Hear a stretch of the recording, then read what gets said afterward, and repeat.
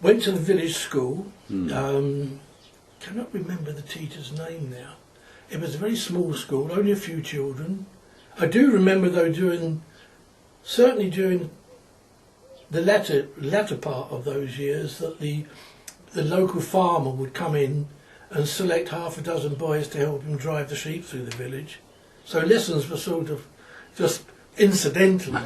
And I spent a lot of time at the manor farm. I became very friendly with the eldest son. Farmer Dealey had the manor farm, and the family still has that farm to this day. And I spent a great deal of time there. I worked, actually got pocket money by helping get the sheep into the sheep dip. Fell into the sheep dip once and had to be washed out because it's a fearsome colour, the sheep dip in those days. And but what are your memories of the classroom and being taught? What did you write on? Slate and a crayon on a slate, and that was the interesting thing, because the clutter of the slates, I can remember that as she was handing them out in the morning. There were two classes, junior class and senior class. But one of the things I think it was the first winter or the second winter, it snowed, and we'd made a slide along the footpath that ran alongside the school, and I decided to have a go at this slide, and I came straight under the front wheels of the only car in the village, the builder. And I remember quite vividly being stretchered by the army down to Granny Marriott's house, and I can remember the snowflakes coming on my face. And all I'd just been tapped on the head, and probably the reason why things are wrong now. But as they said, it was, I can't remember, Armstrong Sydney, I think it was, or something like that. Okay. But it wasn't a bad injury, but right. It was just that I remember that quite vividly.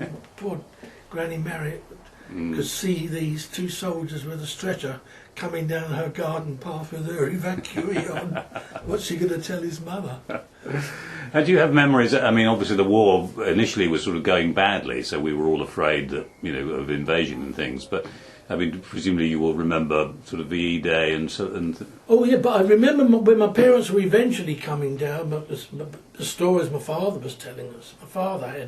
My father had some amazing escapes. Mm-hmm. He drove a trolleybus, and one of his escapes was that to change over to come up to see us to get the train, he swapped his trolleybus early with another driver, and my father didn't know at the time when he did it, but that trolleybus was had a direct hit from a doodlebug. Okay.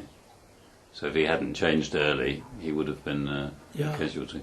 But they were bombed out 6 times, my parents. Oh, wow. 6 times they were bombed out. God. How extensively, I mean, when they told us they were bombed out, I know 2 or 3 of them were quite severe bombings, but on one occasion my mother, who was working, came back home and there'd been a landmine at the back of Lawrence Road where they lived. And she was met by the ARP warden, and he asked her what duty my father was on. And bus drivers in those days used to do a spread over. And she said, well, he was on spread over, so he was at home. So he said, well, I've got to tell you that he's probably dead. So, wow. And the next minute, father came out of the bushes sort of thing and said, everything's all right, but most of the neighbours at the back of the house had been killed. And Lord. It's a very narrow escape. Very, very narrow escape. There were several narrow escapes, but